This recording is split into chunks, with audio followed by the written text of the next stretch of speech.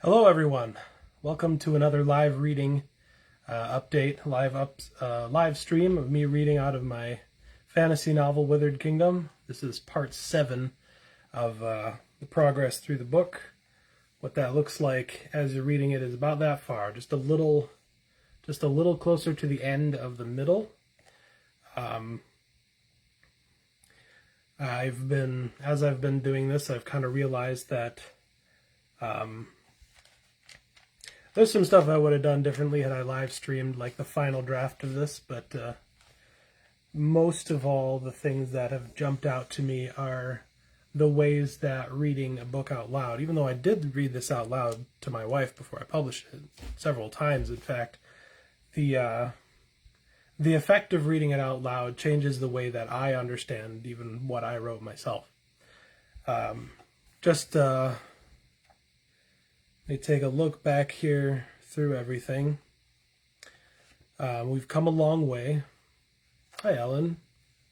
I'll press the wave button for you there. Thanks for coming on. As I've been reading through the book, this is the story of a man named Gia, who is called Gia by a friend. He has no memory of his own name or who he is, where he comes from, or anything like that.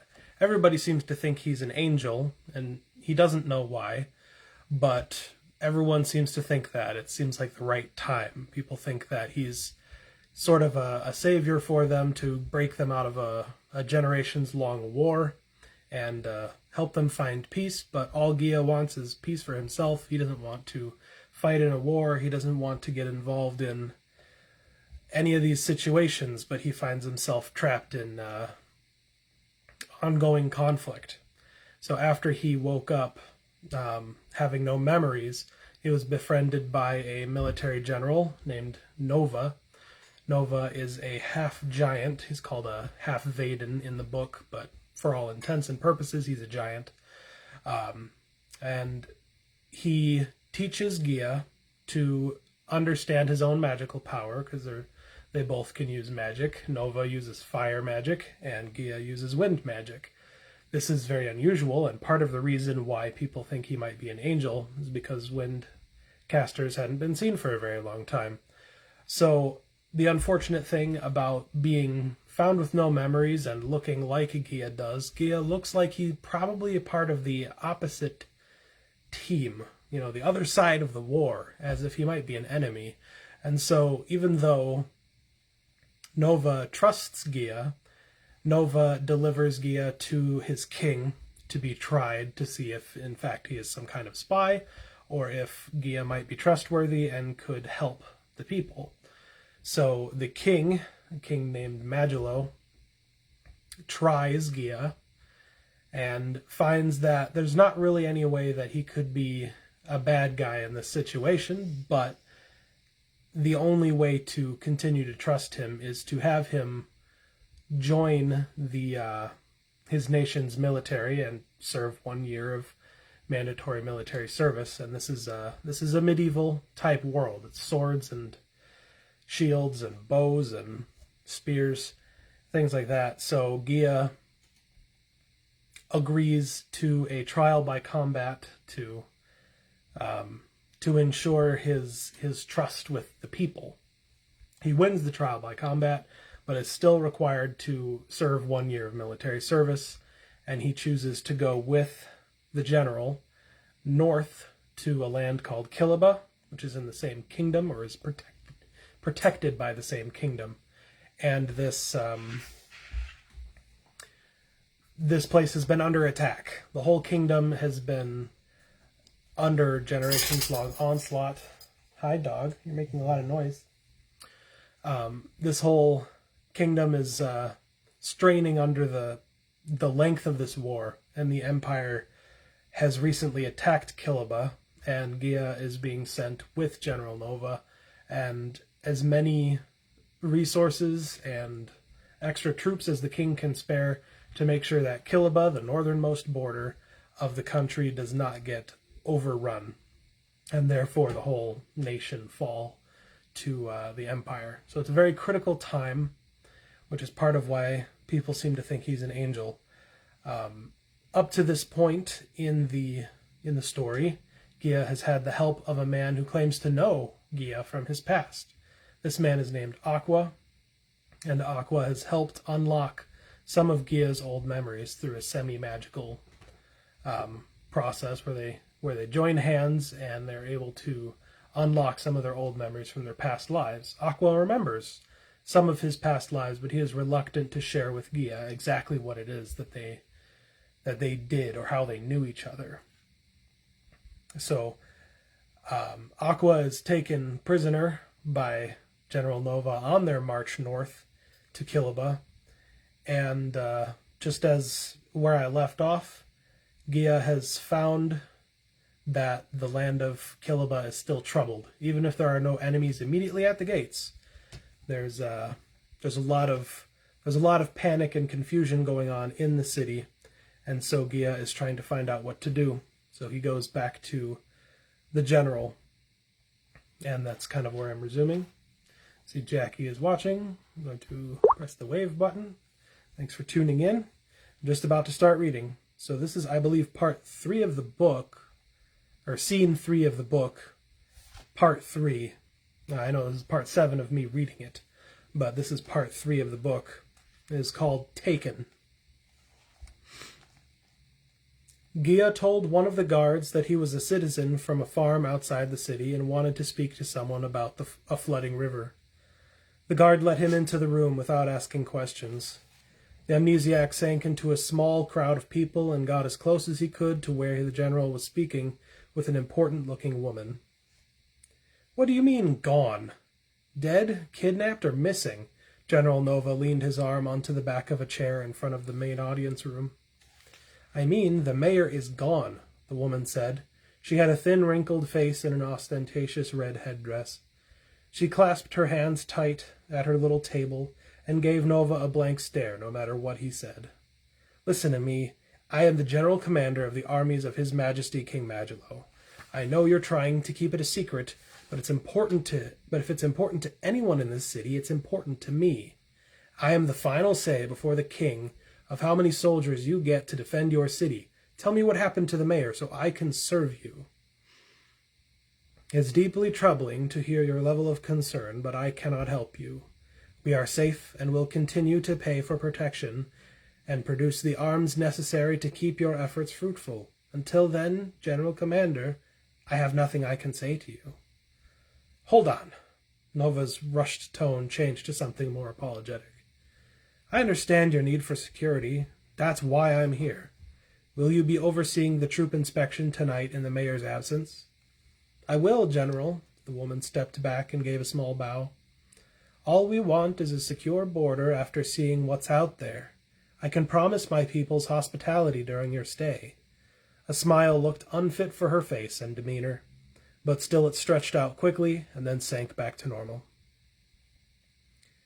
"Did you follow me in here?" Nova said, appearing almost instantaneously in front of Gia, who had been looking away trying to figure out what was happening. "What's going on?" Gia asked. "I told you I needed to be alone today." Nova sighed and pulled his band down off his hair, letting it poof out to its usual size. "I have official and private business."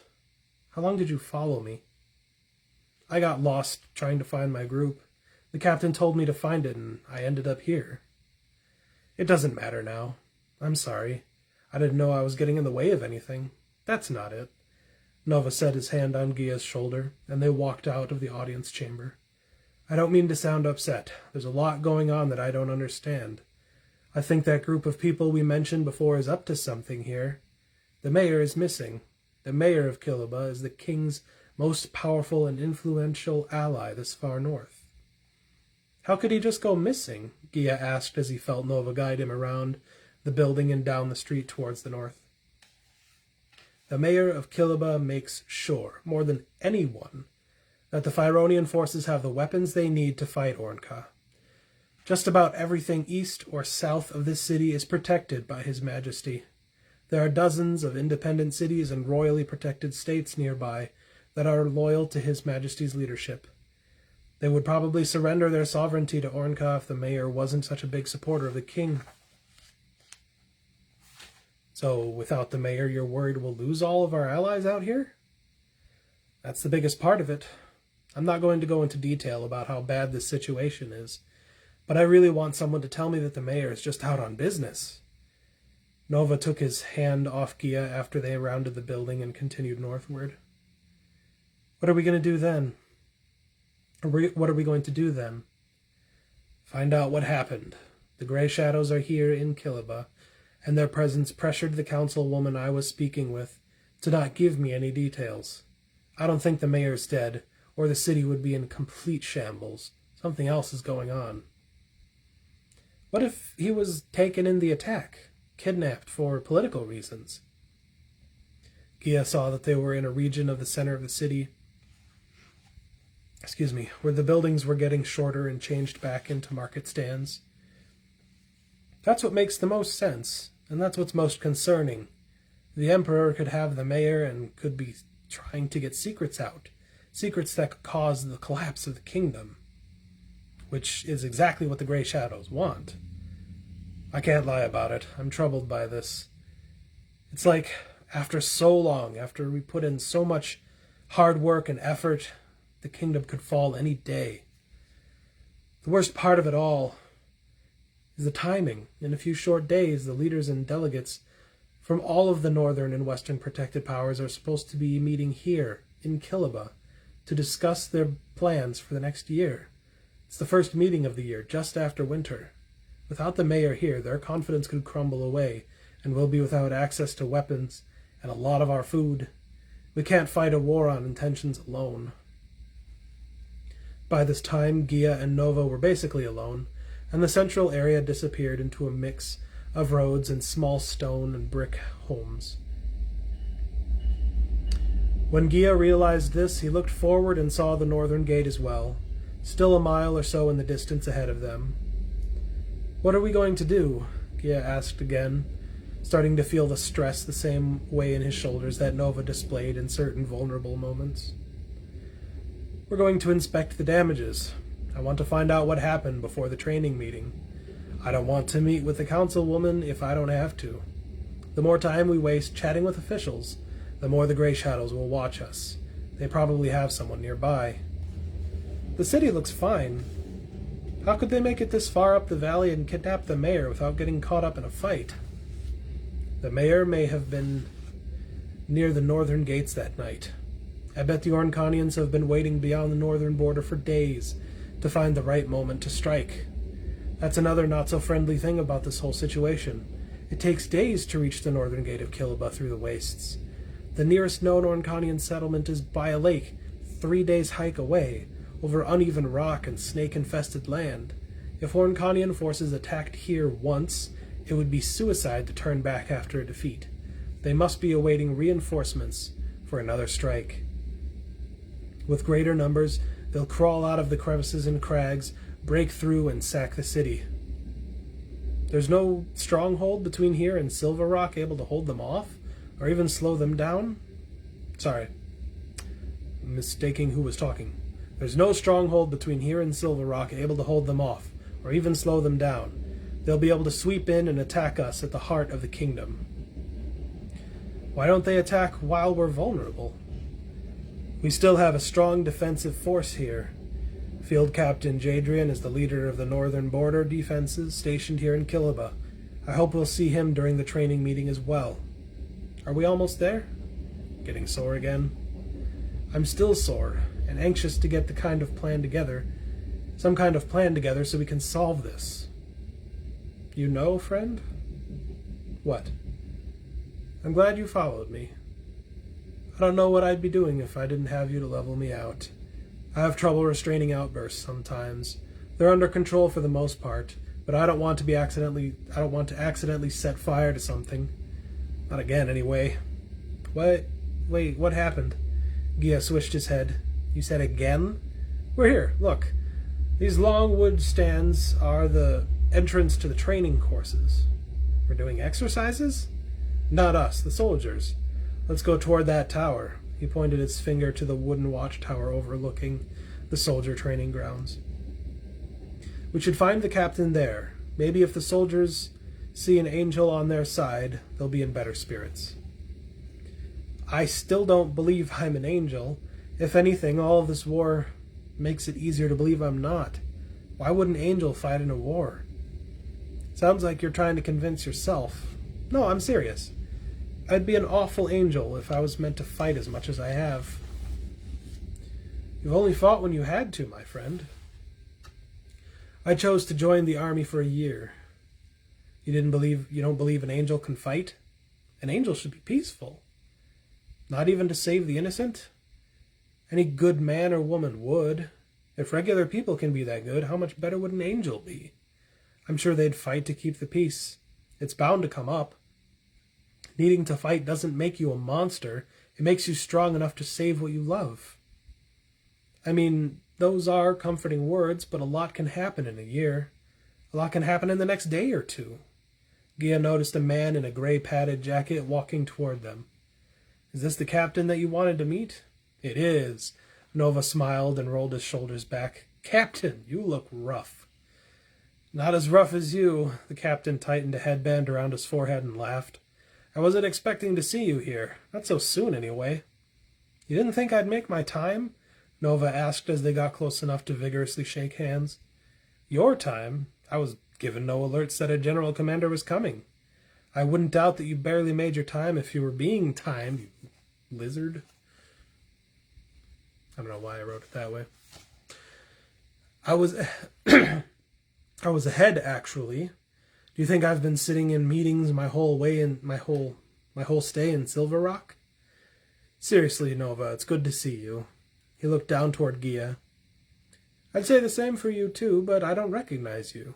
My name is Jadrian, Captain Jadrian of the Northern Forces. The captain tilted his head a degree to one side.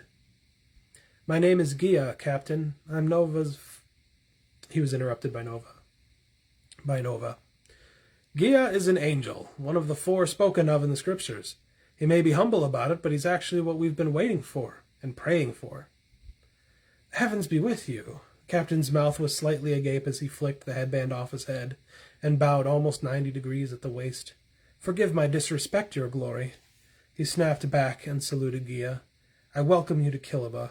It may not be mine, but I am here to protect it. I'd introduce you both to the mayor here, but there's a problem on that front. We're working hard to straighten things out. Come with me, both of you, to the observation tower where we can discuss the matter. From the top of the tower, the 3 could see the entire training course and the Phyronian armory shack. Soldiers jogged on tracks, lifted weights, and ran through obstacles below them while they spoke. Although the tower creaked slightly with the wind and each of their movements, it felt stable. From this high up, Gia could finally see how desolate and empty the land north of the gate looked. The gate itself was built of stone and posted wood logs that extended up nearly as high as the floor of the tower's highest perch. The 2 smaller towers on the top of the gate wall straddled the doors of the gate themselves, which were barely wide enough for 5 mounted soldiers to pass side by side without colliding.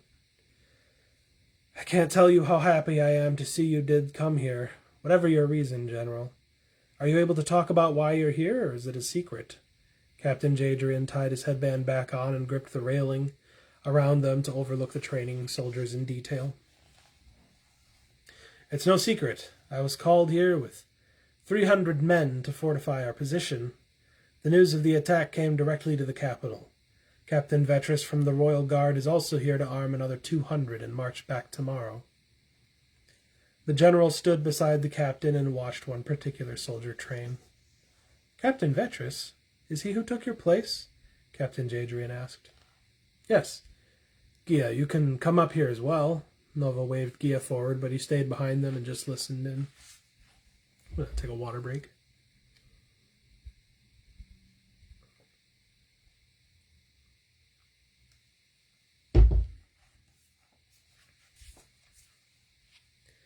I haven't met him, but I think I've heard the name.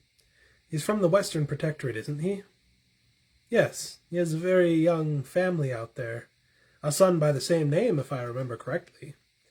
He's a weapon master, and he's drilling the guard harder than I ever did. I think it's best I got out of that position. We can't all just ask the king for a promotion, Jadrian jabbed. Buh. I like the job, don't get me wrong, but I think I could do more on the front. Anyway, to business. The mayor was kidnapped during the attack. Well, what are you doing about it? There's not much we can do. We can't invade Ornconian territory. We hardly have the food to keep our armies fed. He sighed, dropped his head, then continued. A small party of mounted Ornconian soldiers rushed in during a guard change before sunrise and went directly to the town center. Like a wallet swiped off a table, the mayor was gone. They made almost no noise. We didn't even realize it until the riders tried to break their way out back through the gate. Their exit strategy must have been interrupted, but after a brief struggle, they broke free and disappeared into the rocks to the north. Just like that, it was over. Someone must have seen them during the struggle. What else can you tell me? There were 5 mounted soldiers covered in cloaks. Their horses were from Ornka by their size and tack. Tall, narrow stallions. They managed to ride the 2 miles between the gate and the town center unnoticed. We have cobblestone roads, mind you, the entire way. So, considering silent horses, I suspected there was some kind of trickery at work, but neither I nor the rest of the investigators in the guard have found any signs of casting or dark energy blasts. What scares me is that these invaders were so coordinated as to leave almost no trail, knew exactly where the mayor was, came in unnoticed, and only hit one snag on the way out. What else? Tell me there's something else. Mysteries can always be solved. Solutions always spring up with enough detail. I haven't found anything else. I couldn't even tell if the invaders were male or female. But you knew the horses were? Ornconians always trim a stallion's mane the same way. The riders were cloaked head to foot. They went through the trouble to disguise themselves, but they didn't bother to change bridles and saddles before setting out? That doesn't sound right. Did you see the riders yourself? Nova looked directly at Jadrian, who kept his eyes down on the training course below. That's the most disturbing thing, General. The only other piece to this puzzle I have found is what has kept me from sleeping in these last 2 weeks. We captured one of the riders, and his Ornconian horse. It's been acting like it's unbroken ever since we seized it. It's trimmed up and bridled exactly how they do, but everything else about it is wild as they come. Who was the rider? An Ornconian? No, that's the problem. He must have been sent by the Ornconians. Captain, get to the point, or I will assume command of the entire Northern Guard and send you back to Silver Rock. The man we captured isn't Ornconian. He's one of our own. My own Lieutenant Drigg. Captain Jadrian's head hung like a balled-up wet shirt over his shoulders. I trusted him, General. I'd even say I trusted him more than my own father or brother. He was working with the Guard before I even started my duties here last year. He was off shift during the attack. Nobody saw him go north. It was like he disappeared until he was caught at the gate. I can't believe it. I trained Drigg while serving as the Royal Guard captain. I need to see him. Nova grabbed Jadrian and turned his shoulders so they could look at each other face to face. Jadrian was slow to lift his eyes. If I find out he has escaped, I will assume command. No, General, we have him in the brig, within the gate camp. Take us to him. That's the end of that part.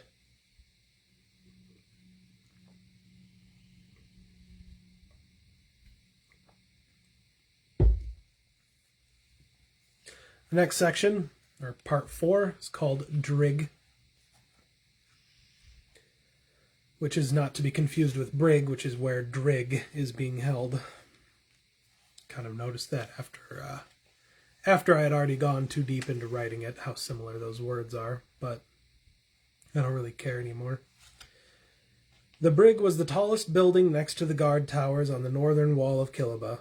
Its plank roof was more than 20 feet off the ground. It had a floor made of familiar engraved stone and walls built from thick, frayed lumber. As best as Gia could tell, the prisoners were lowered through trapdoors in the roof. A walkway on the roof ran from door to door, likely for the guards to have from firm footing while lowering prisoners, food, or other things down by ropes. There was little more than an inch between each post and held the prisoners in. The man they called Drigg sat at the back corner of the small bale of hay. On the back corner, on a small bale of hay, looking at the three just under his eyebrows. The prisoners smiled and stayed seated even when addressed. One thin beam of rising morning light cut across Drigg's face, her left eye like a scar, revealing the depth of his hazel-green irises. "Welcome, gentlemen. We will be questioning you, Drigg. If you resist, we will have to punish you further." "When have I ever disobeyed you, Captain?" Drigg's mouth seemed greasy as his lips expanded further, showing his teeth.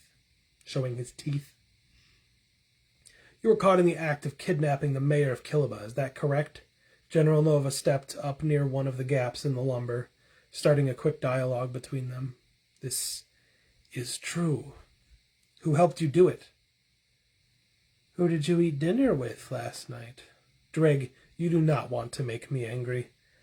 "I was helping the horses, tending to their droppings and food." "No, I mean who helped you take the mayor? Who were the other 4 riders with you that night?" "3 blonde folk, much like the boyish one behind you." Drigg pointed to Gia, almost like he could see through the timbers. "Uncanians? Pale northerners with solid blue eyes? Vendors of blood and couriers of offal." "Were they from Ornka, soldiers of the Empire?" "Sure as the fish stinks on the shore 3 long days." "Enough of this," Captain Jadrian interrupted. "You will be lashed if you don't answer directly and clearly to the General's questions." "They were from all over the Empire, but I had never met them before. I was brought into the play very late, like an emergency. They thought it would be confusing for you to get back something you didn't think you had lost during your search."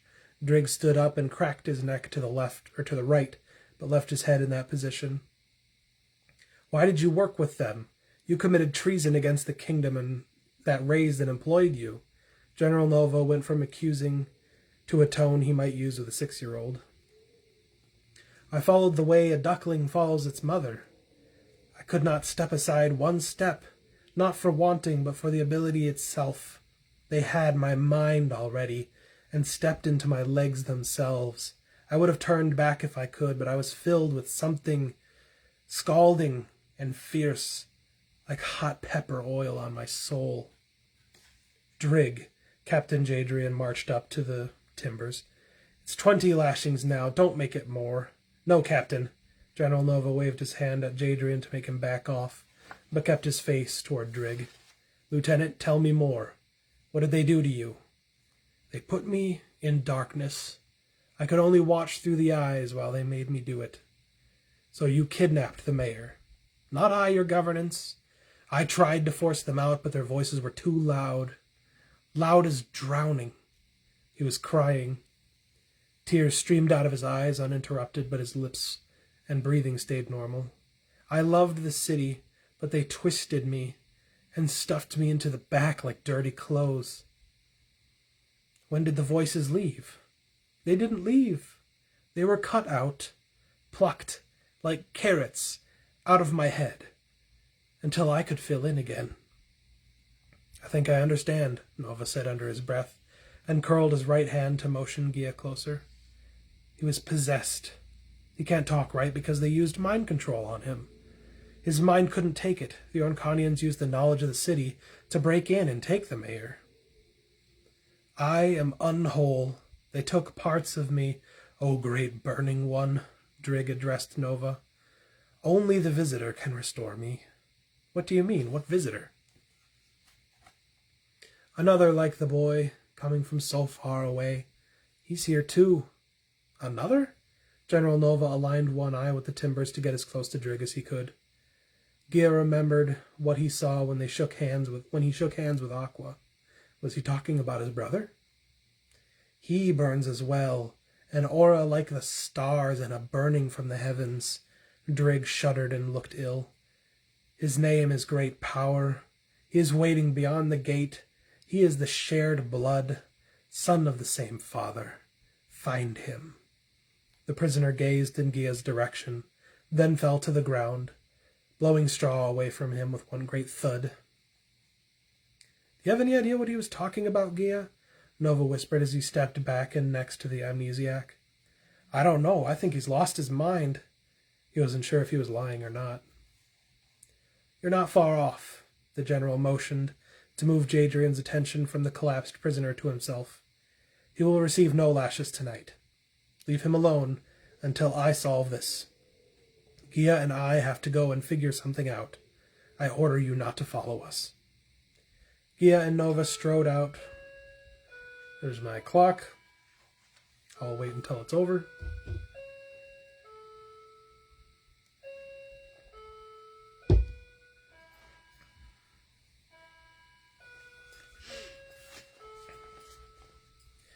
I order you not to follow us.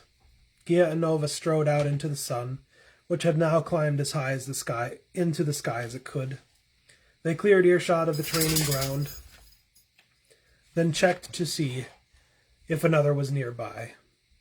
Feeling secure, the general whispered to Gia again. We're going north. Make preparations. Buy new clothes and be sure to bring some food. We need to find the visitor person, or we will never figure out what happened. Yes, but I should talk to Aqua about it first. There's no time. He handed Gia some money. If you are questioned by anyone at all, even the captain, tell them you are under higher orders not to disclose your mission, and say nothing more.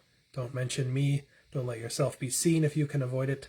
We will meet at the brig again at sundown. Do you understand? I understand. So that's the end of that whole scene, actually. That's the end of scene 3. Next begins a sort of new movement in the story. Which is good, because sometimes my contacts dry out when I read for too long, and it's refreshing to take a bit of a break. I don't know if you're still on, Brendan, but I'll do a wave there. Didn't see you when you arrived at the live stream. Also going to adjust how I'm sitting so I can be more comfortable. I did want to talk a little about that last part. That last part was one of the most fun parts to write for this book. The whole idea of writing a character whose mind is basically gone could be complicated for some, but due to the supernatural nature of it, I'm not really relating it directly to mental illness or anything like that, but the fact that his brain or his mind, his consciousness has been altered by an enemy force is the reason that he talks the way he does. And allowed me to get a little more poetic with the way the dialogue is written. That way he can be a little more tricky, use kind of like riddles and things like that, because his ability to communicate isn't the same as it used to be before. I believe at the time it started as sort of a writing exercise for me. I had the desire to write a character who talked completely differently from everyone, because part of being a writer is knowing how to create separate voices. Create separate voices for different characters. For example, Nova basically has a catchphrase. He calls people friend, even if they're not really friends. Friendship is super important to him. It's kind of the central aspect of his character. Gia is a bit sarcastic, and he can kind of take a tense situation and with his sarcasm create a little bit of levity out of it. Not all of the characters are as well developed in terms of dialogue. I try to more focus on their behaviors, the way they fight if they get into a fight, and the way that they may do a number of other things throughout the story, or any stories that I write about them. But Drig is unique because he's one of the few times that I really focus on the after effects of what, for lack of a better term, what the bad guys can do and the ways that they can manipulate a person's mind. I get to kind of revisit it in the next book after this, which, if you are watching this right now, or, if you're watching it on video on demand through YouTube later on, please check out my book, Withered Kingdom. I don't know if that's going to be reversed. Yeah, it looks like it's going to be reversed. Withered Kingdom on Amazon. That's what I've been reading out of. That's what I constantly read out of. I do some, public domain reading, just because it's free. No one can say, oh, copyright, you can't do that. I do some other readings. I'm stumbling over my own words here. But my main goal is to spread awareness for my book. I'm trying to keep up with my blog. That's been a little harder this week than last week. But Withered Kingdom is my second novel, technically. But you don't need to read the first novel to understand this one. This novel starts out with Gia having no memories of what happened in the first book. And it's better that way. It doesn't need to follow up the events of the first book, but you kind of get a little extra insight if you have read the first one. First one was called The Tragedy of Gia. I have a whole box left of it. If you want to reach out to me, if you want a copy of the old book, I'll sell you that, because I've got a ton of them, and I'm not going to ask much for them, because they're just taking up space. Withered Kingdom, I am planning on sending to some people who can do reviews for it, probably putting a few in the, little libraries that are just kind of on wooden posts throughout neighborhoods. There's a lot of those here where I live in Oshkosh, and so I'm planning to put some... Charlie. Hey. No. You don't need to bark right now. Nothing happened. That's my dog. She's ramming her butt into my table and shaking the camera, as she likes to do. I've rarely ever used the little libraries, but it seems like a lot of people do use them. I don't know who's going there for recipe books, but I do see recipe books in there all the time, and random fiction and nonfiction. So if you live in the Oshkosh area, feel free to check out one near you. It might have a copy in it, and if you do want to buy the book, you can either buy it on Amazon for $12 as a paperback in US dollars, or $3.99 as a Kindle ebook. The Oshkosh area specifically, you can visit the House of Heroes comic book store, and I sold 2 copies to the owner there to put on the shelf. I don't know if either of those have been bought yet. It was rather recent, so I kind of doubt it, but hopefully, as people see these videos and share them, and like and comment and subscribe, the things you always hear YouTubers say, that will help increase awareness and bring some more traffic into House of Heroes, and sell a couple books, and I can put some more into the stock there, and maybe if Oshkosh had more bookstores, I could put some in there too. With all the commotion of Appleton moving its library very soon, I'm not sure that I want to burden them with a book by a local author who doesn't even live in Appleton anymore. But maybe after they've moved into the old Best Buy, I can say, hey, I used to live in Appleton and I'd love to sell you guys a book, or donate a book to the library for anyone to read. And, give people the opportunity to review the book themselves in print instead of hearing my voice read it, but to experience it for themselves, and hopefully that'll motivate them to talk about it with other people. Let's see here. I think I've got the energy to read a little more. I have thought about expanding what I am reading, so I'm not just bursting straight through my book and reading the whole thing. I've thought about picking this up again. This is obviously backward if you're seeing it the same way I'm seeing it right now, but The Time Machine by H.G. Wells, definitely in the public domain. It was written, gosh, when was this written? Old enough that this paperback book is all yellowed about it. It might not even say, honestly. Let me take a moment here to look.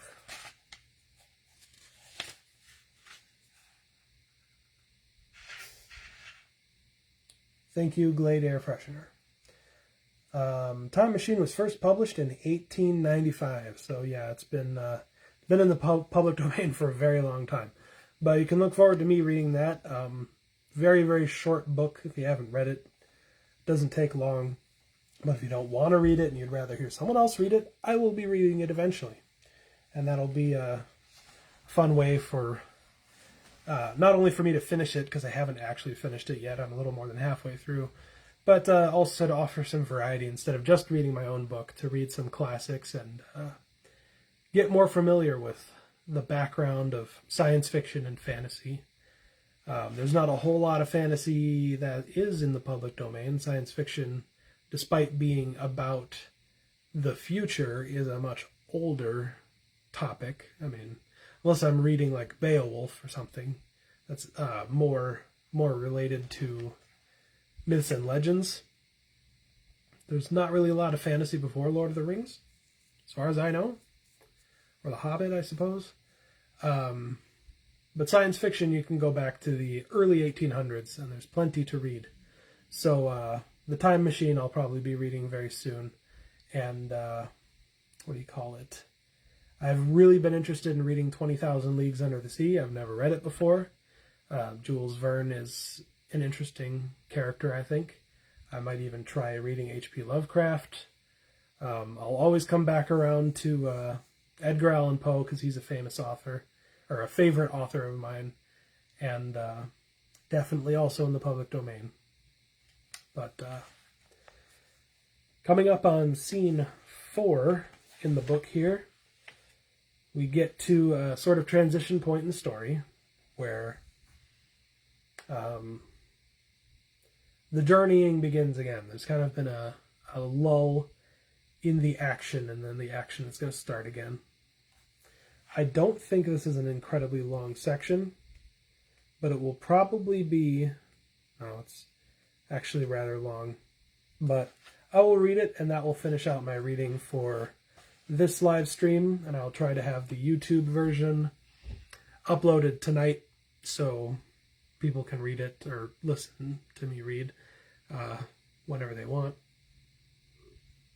As always, you can visit my blog, phyronionchronicle.com, phyronionchronicle.com. There's a blog post that I keep updating every time I make one of these videos. I put it onto that blog post and I share it again, just so everything's all collected. And I will probably do the same thing very soon about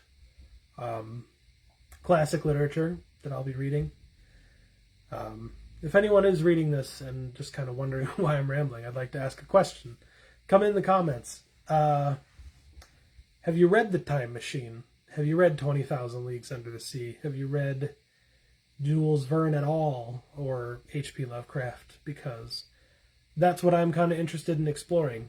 Isaac Asimov is a little too recent, I believe, for any of it to be in public domain. Otherwise, I would totally read the Foundation trilogy here on live stream. And what's his name? Edgar Rice Burroughs. Definitely a lot of Edgar Rice Burroughs is in public domain, like Tarzan specifically would be in public domain, but not all of the Tarzan books and not all of the various series that he did. I didn't find out until very recently, as I was researching him, just how much material he wrote. He wrote a lot of stuff. It's really impressive. And maybe some of those are short stories or novellas, but still, for being a pulp author in his own time, definitely a very big lasting legacy. I don't even think I've really read Edgar Rice Burroughs on my own. I might have read a couple short things in school. But as I kind of work through some things like Time Machine, and I should look at how long 20,000 Leagues Under the Sea is before I really dedicate to that. I don't think it's going to be longer than Moby Dick, which I would love to read, but that's really long. At least for a live stream anyway. I just kind of want to get familiar with some things like that. Things that I've had a gap in for a very long time and don't want to have to walk through the world as a writer thinking, oh, I've never actually read Jules Verne. It just feels embarrassing. I still haven't finished The Time Machine, and that's been enough of a problem for me. But I'm going to get started. This is Scene 4, Part 1, The Gate. The evening was a biting cold that kept most of the citizens of Killaba in their homes. With the sun gone, Killaba looked small. There were few lights, like candles seen through windows, but nobody carried anything outside. Excuse me. The streets were quiet except for Gia's own footsteps. He shivered and watched his breath emerge and disappear seconds later. His aura was weak, as if the cold itself was causing it to retreat back into him. Each goosebump felt like it was laden with the energy that kept him warm. He had bought a new set of clothes from a Killaban merchant earlier, because the short canvas tunic he wore didn't give him confidence that it would endure the night's chill. Even the wool-lined work trousers and long padded jacket he got just in case it didn't seem like enough to keep him warm for the long walk to the brig. Let me reread that. Even the wool-lined work trousers and long padded jacket he got just in case didn't seem like enough to keep him warm for the long walk to the brig. That makes more sense. You'd think I'd know my own book better. At least the leather boots he got were doing their job of keeping out the cold. He sniffled every 10 to 12 steps until he reached the brig. When he arrived, the stars started to poke through the navy blue of the eastern sky. "You look prepared. Were you followed, friend?" Nova said, startling Gia. The general leaned on the stucco wall of a building near the brig and slid a smooth flat stone down the blade of a knife. He wore a thick black cloak and tied his hair down under a bandana. "Don't tell me you couldn't sense my aura. I thought your skills were developing quite nicely for a while there." "I wasn't trying to sense your aura. I thought you'd just be where you said you'd be." Gia sniffed hard and exhaled heavily. "Still cold? I would love to help with that, but we can't carry fire with us as we're going. Quickly, to the gate." The two kept to the shadows. They tiptoed through town, then stopped to watch different soldiers pass on their guard rotations. Numerous times Gia wanted to ask what it was they were doing, until he saw that they were going directly to the doors of the northern gate, one spot where the guards would certainly notice their approach. There were torches kept lit all around, but Nova kept getting closer. Then they stopped, just shy of the nearest torch. Nova motioned for them to sneak under the torches themselves along the wall. It didn't make much sense until Nova extended an arm with gloveless fingers, like a spark shines out the moment before dry leaves catches fire. Nova's hand flashed red, and the torch flames grew to become like wall-mounted towers of fire that roared, drawing all attention to the doors. A second later, Gia heard a soldier yelling the word "Alarm!" repeatedly, until a bell clattered to life like a shattering glass in a quiet room. "But the doors are shut! Check the gate! I see them over there! The whole building's burning down! There's too much smoke!" Many confused shouts made the soldiers scramble off the gate wall's walkway and down to the path in front of the doors. Nova clenched his fist, and everything went dark. Gia sucked the sudden darkness in and felt the deep, cold air scrape at his lungs. Then a hand grabbed his wrist and pulled him forward. The door creaked open, and in a moment they were through. The hand on Gia's wrist directed him to the backside of the wall. They leaned flat against the wall, safe from the beams of the torch-bearing soldiers peeking over the northern edge. The hand let go, and Gia could hear Nova shushing him. He hadn't even realized how heavy he was breathing until Nova brought attention to it. They had to remain still and listen to the guards talking over what was happening. "We've been breached! Alert the captain! The door opened from the inside! Check the brig! How could this happen? Did you see him? Was it Urncanians again?" The frantic conversation continued for the next hour, as Gia and Nova remained as still as they could. Gia bit his lip to abide the pain in his right leg. It was curled under him so long it fell asleep and felt like it was melting off. The guards could be heard saying nobody was missing. They talked about seeing someone here or there, but nobody was certain of anything. The entire guard called back to each other multiple times to confirm that everyone was still there. It's apparently rather windy outside. The city was awake now, and Gia doubted anyone sat still in that tense, torch-spotted darkness. Gia straightened his knee and clenched his teeth. He pulled air in through his nose and let the blood tingle his leg back to life. Nova sat down and stuck his legs out. He turned his head over to look at Gia, but didn't say anything. He looked back at the impressive stretch of night blackness in front of them. "Nova?" Gia whispered. "Yeah," Nova whispered back. "Aren't they going to come out here and search the side of the wall?" "No. Any Urncanian seeing it would report it as aggression." "Even though they sent soldiers into town to kidnap the mayor?" "We can't prove it was an organized military effort, and they know we can't." "So why are we out here?" "If any Urncanian scouts see us here, they would be justified in attacking us. That's why it's just the two of us in disguise, nobody else." "But why is it a secret? Why do we need to hide?" "This can't look planned. We can't make anyone think... We can't let anyone think this was the king's idea. It's all confusing politics, but the king's credibility depends on him being seen as a defender, not an aggressor. However, we have to find the visitor. Don't forget. Whatever we find, beast or man, our mission is not done until we find the man Drigg was talking about. I hope you brought at least 1 day worth of food with you. I can't carry enough to share." "I didn't think I'd need an entire day's supply. You didn't even tell me to bring anything." "Well, everything is going to be hard out here. It's going to stay cold, too. I'm just glad we're outside the gate. Hardest part's over." "Right. How did we actually get out of the gate? Did you unlock it?" "It was not locked, which is both lucky and deeply concerning. If we make it back, we will have to remember to tell the captain to keep it locked." "If we get back? Won't everyone notice we're missing?"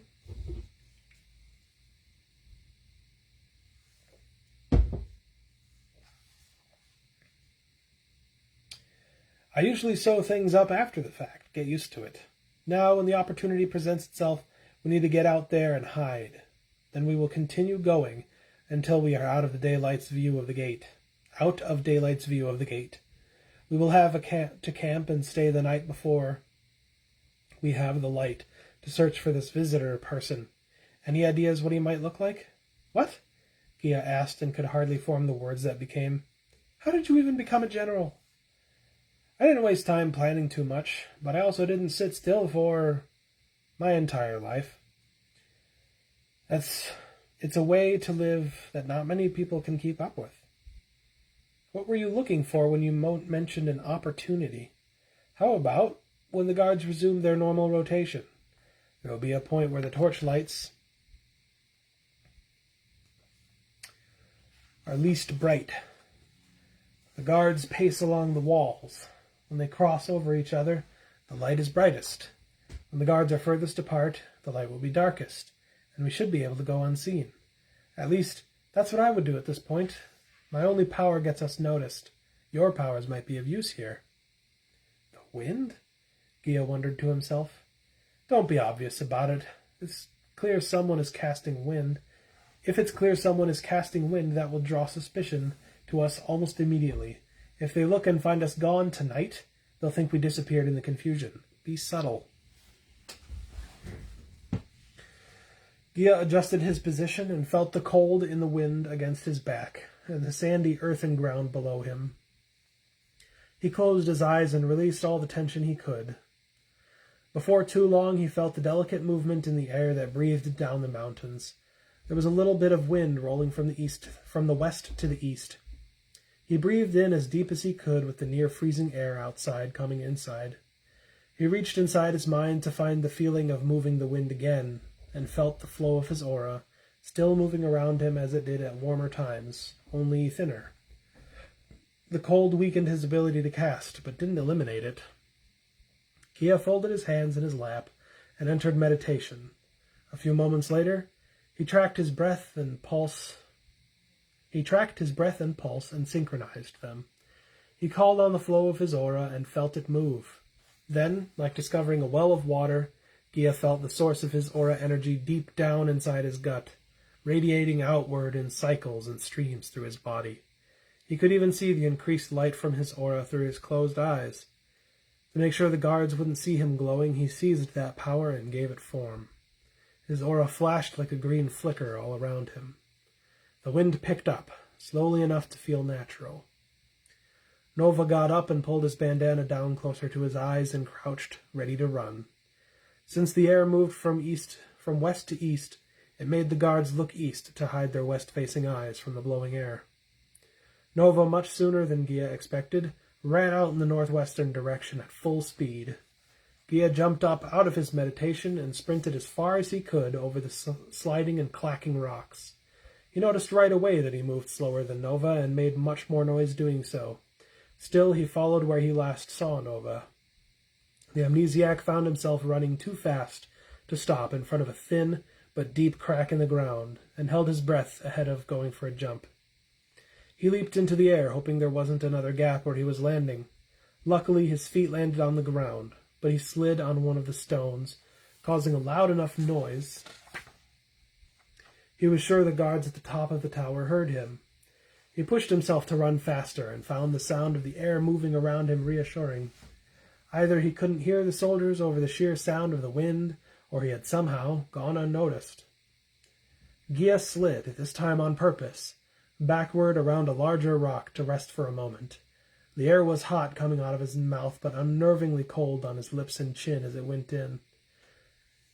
He was sweating in the cold, which felt not only wrong but dangerous. The moisture around his temples and under his arms stung on his skin like needles. When the wind caught the spots just right, he was breathing so hard he almost thought the guards could hear it, but he had to be too far away now.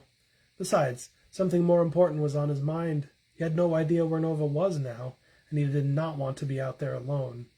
If Nova was still running at the speed he took off at, there would be no way to catch up with him. Gia sat down to recover his breath and scan the horizon for Nova. A small rock rattled across the ground out in the distance. Something else had moved it, but what? After a moment he could see Nova leaning around another boulder waving his arm. Before he hid behind it again, Gia was sure the Phyronians could not see them out this far, but still kept his profile low, while he snuck down into a 2-foot-deep trench in the rock which ran toward and in front of Nova. Good work. Did you hurt yourself in that dash? Nova pointed to Gia's leg, although it was obscured from his view by the trench. I'm fine. Gia double-checked and saw that the side of his ankle where he had slid after the jump was showing a little red through his pants. It doesn't look bad, but I am bleeding. If you can still run, we should go. Keep low, but know that we have to move quickly. Ready? Nova asked him more out of formality. Nova asked him more out of formality, Gia realized, because he turned and ran further northwest without even waiting for a reply. Running out of... getting dry in my mouth. It took some time before Gia could finally feel the actual cuts in his ankle, but was thankful for the time when all he felt was nearly freezing blood clinging to his pant leg. The two ran until they could hardly make out how many torches were on the wall, and only saw their distant glow. This far away from all the torches, everything around them seemed lighter. Gia looked up at the clear sky and saw a shower of stars above him, some bright and clear, others milky and faint, like dust holding still in the cosmos. He continued to follow Nova and took occasional navigational glances while looking at the night sky. He lowered himself to his knees without saying a word. Staring into the sky, he entered another dream. Gia saw a man sitting on the ground in front of him, dressed in torn and bloody clothes. He wore a tunic and a series of leather belts which held his clothes together and in place. He had long, straight red hair that drooped over his face. His skin was copper in color, much unlike his own, but he bore some resemblance, like they had met before, or were supposed to at least. The man's head slanted up slightly, as if he were about to look Gia in the eyes, but before the amnesiac could see the man's eyes, the man reached out with a calloused and knobby hand and grasped Gia's wrist. "You have to find me again," the voice spoke through the space between them, as if it were traveling directly into Gia's mind. Just as the last syllable faded out, Gia became aware of his surroundings once again. He was kneeling on cold, rigid rock and looking straight upward at the stars. "Gia, come on, we should keep moving." The general sounded concerned and stressed, like he was running out of time. "I saw something out there. Get up." Gia held on to Nova's arm and got onto his feet, feeling his knees ache from the position and cold as he was exposed to. He wondered how long he had been stuck in his dream, but he felt like it hadn't been long, judging by Nova's limited effort to get Gia moving. "Do you remember what you saw?" the general hissed, and then ducked with Gia behind another, much larger boulder. "I saw a man sitting in a cave. He knew me, and I knew him. He was like you, but he was different somehow. I don't know how to explain. He asked me to find him." "Find him? Have people asked you things like that before when you flash back like that?" It was strange, like he was speaking to me directly, inside my own head. He wants me to find him again. Again? He said I had to find him again. It must be someone I met before I forgot everything. And he was in a cave? Right. I have no idea what that means, though. It doesn't have to mean anything. It was a memory, not a dream, right? You were wide awake, but you were mentally somewhere else at the time. Was there anything else? No. Are we staying here for the night? Here might actually be good. Nova took a few steps he needed to get his head around the edge of the boulder and looked out toward the Killaman wall. "There's no way they can find us out this far. I just hope we can build a fire. It looks like you're in need of some external heat. Be careful, there could be snakes," Nova reminded Gia, and then crouched down to look at the sticks in the cracks and trenches, to look for sticks in the cracks and trenches nearby. "I should probably sit for a moment. I need to rest." "No, don't do that. Not in this cold, and not with your body so unacclimated. It could be dangerous. Get up and look for anything that could burn." An hour or so later, the two piled up all the sticks, weeds, and brush they could find behind a rock, and Nova sat with his back to the wind. He flexed a fist, which flashed red and ignited. The general put his hand down on a pile of sticks and held it there until the fire stabilized on its own. Then he flicked the fingers all at once. This motion extinguished the flames on his hand. Then he swept the sticks into a neat pile to burn. Gia shoved his cold, tightened hands as close to the fire as possible and curled over it until he was breathing in the smoke. The arid fuel gave off a scent like pungent flowers, only warmer and more exotic and earthly. It smelled great, but the smoke stung his eyes, so he leaned back and sat on his good ankle, leaving the cut one out to one side. Why not just stay on fire? It wouldn't help for too long. Just like you, I can only use so much aura before it drains out. Without aura, there would be no fire, and eventually no me. This fire will last us until we fall asleep at least. Pray to the heavens that the rocks won't damage your bones or muscles while you sleep, because we will have to find the visitor and a way back into Killaba tomorrow. That's probably going to mean a lot of walking. There isn't much standing still to be done with you, is there? No, that's the way it is. That's the way I see it. If you've got good legs, you should use them. Could you imagine if you had broken your leg back there? It's best to make up as much distance in your day as you can, because you can't be sure when things will start to give out. The general pulled a small piece of dried food out of his pocket and warmed it up near the fire. It took him heating and eating the entire thing before Gia said anything more.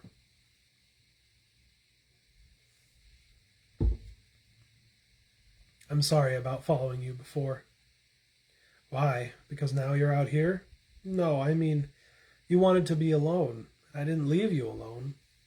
I should have stayed where I was, and you would be able to do what you have to do without me slowing you down. Come on, friend. Your curiosity is a great trait. I admire having someone so loyal to check up on me. Even if it bothers me, it doesn't hurt as much as it would to have you gone. Then Nova looked into the dark horizon and stopped talking. Do you have any family, Nova? I mean, it seems like this mayor was pretty important to you, but you never talk of brothers, sisters, parents, anything. He swirled his hands in front of the fire to get heat on the other side. Never mind, I shouldn't have asked. We were going to talk today. If we had some time between business and discussing the enemy's movements. Nova's eyes twinged slightly, then returned to normal. At the end of the year, I would have a break. Some official leave to conduct personal affairs. I don't want it to be another funeral. If we can't find the mayor out there, I'll look elsewhere. The king, and especially Polaris, will not be happy about it. They may even punish me for leaving. I have a parcel that I can't allow to go undelivered. A debt of gratitude and a proper accounting of everything. I wouldn't expect you to understand. I don't think they'll punish you. You're helping keep the kingdom together by going to find him, right? You wouldn't be deserting us or anyone. No. Nova laughed the word out, then gave his head the slightest shake and continued. But it would be the king's personal responsibility to bring the mayor back. If he can't, the neutral nations would turn a blind eye if he squeezed the kingdom dry to pour out the last dregs of his vengeance against the empire. He would be justified to smash all the force in the protectorate against the brick wall that is his sworn enemy. And if he doesn't, he's a coward to the entire world. Kidnapping the mayor was the strongest strategic move the emperor could have devised. Things are going to change in the near future. The only thing we should focus on is doing the right thing as that future rolls in. It will be dangerous. The kingdom needs you and your power. My time has passed, and I'm beginning to accept that. It's time for angels to help men, or we'll just lose this war. What are we going to do without you if something happens? You'll move on. Don't worry about it. The two ended their conversation there, and Gia succumbed to the droopiness in his eyes without eating anything for dinner. After enough time out in the cold, he felt like he could sleep in it without being in danger of freezing. It wasn't actually cold enough for frostbite, even though the thought lingered in his head as he drifted off. The next part is called The Visitor, but my voice is getting tired and I'm not going to read it right now. I'm also still trying to find the time to jump on and stream when most people are going to be able to join. I have seen a few people tune in, and that's been nice. Better than some of the worst days in terms of viewer traffic. But I want to be able to see more people jumping on, leaving comments, likes, and stuff like that. It's true what YouTubers say, and other, people on the internet, like, comment, and subscribe, ring the bell. Everything like that, everything that you do to promote, or everything that you do to interact with my media promotes that media. Even if you're not buying my book or something like that, which would be great if you did, especially if you haven't already. It's still good to have more exposure. I do stream these publicly and not on my business page because I have more friends on my regular page. So if you don't want to buy through Amazon and you want to buy directly from me, please reach out to my profile, either Nathan T. Orgel author or Nathan Thomas Orgel, I believe. Yeah, just all three of my names. Reach out to me if you live in the United States. I can probably sign you a copy and send it to you. Looking to sell as much as I can, and please tell your friends and share this video and get as much awareness out there as possible. I feel like this is an important book, an important story to tell, especially as the sequel kind of wraps up this first part, this first major adventure for Gia. I feel like if these were adapted into movies, they could be some big blockbusters. I think they'd be very entertaining, and people would be wowed at the special effects that they deserve, if it got the special effects it deserves. Or even a TV show, something like The Witcher has been able to have adapted. I'm not going to compare it to Game of Thrones, because the same audience that wants to watch Game of Thrones is probably not going to be as interested, because I'm just not that brutal in my writing. I can be brutal sometimes, and you'll see that with the next book, but not as explicit and gratuitous, I suppose. I try to restrain myself from going too far, even if that means I'm messing with some people's sense of what is too much and what isn't.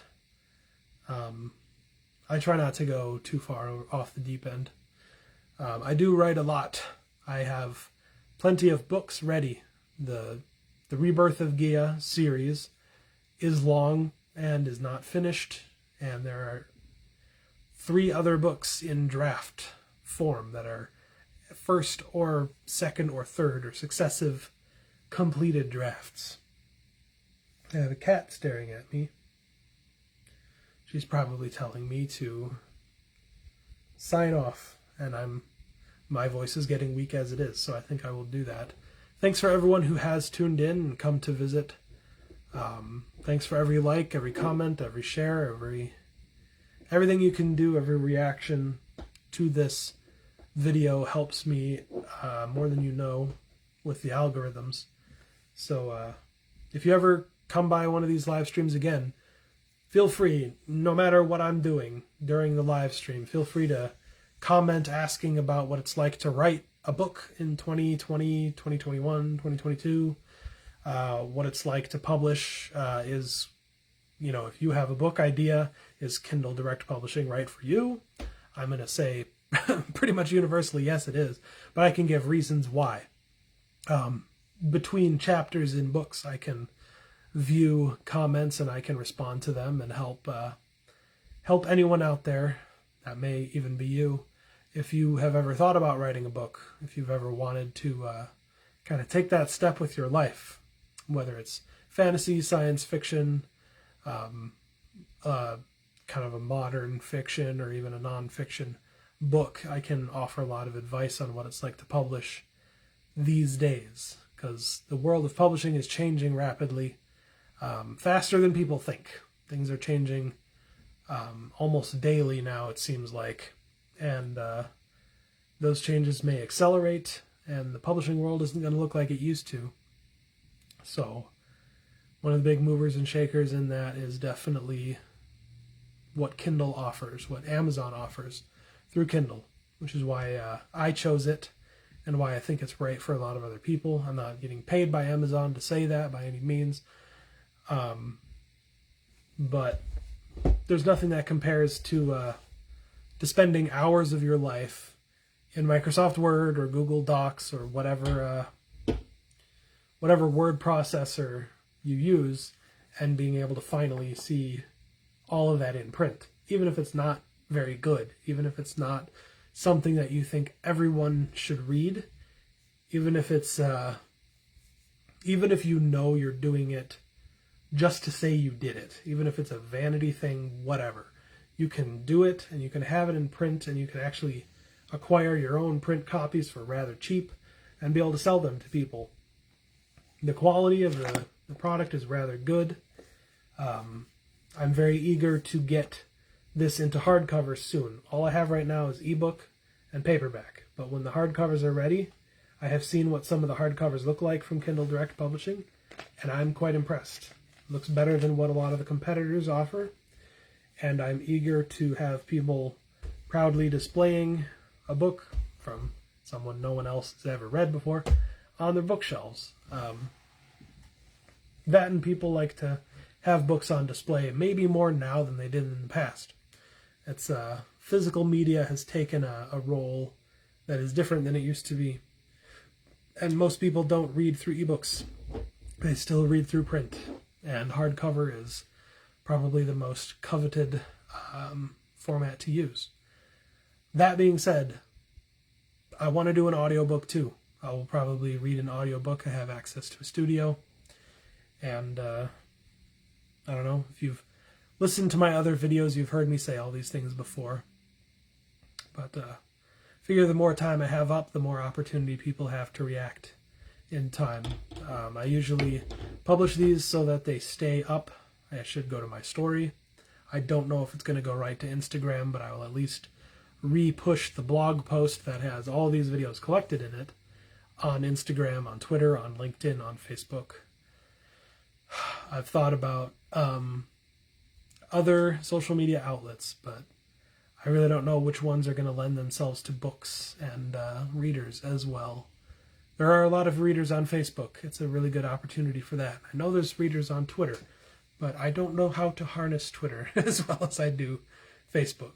But anyways, that's where I'm going to end things here. My phone's probably going to run out of battery very soon, and it's Friday night, and I have other things I can do. More blogs to write, more stories to write, and sometimes I get sick of hearing my own voice. So, thanks for everyone who's tuned in.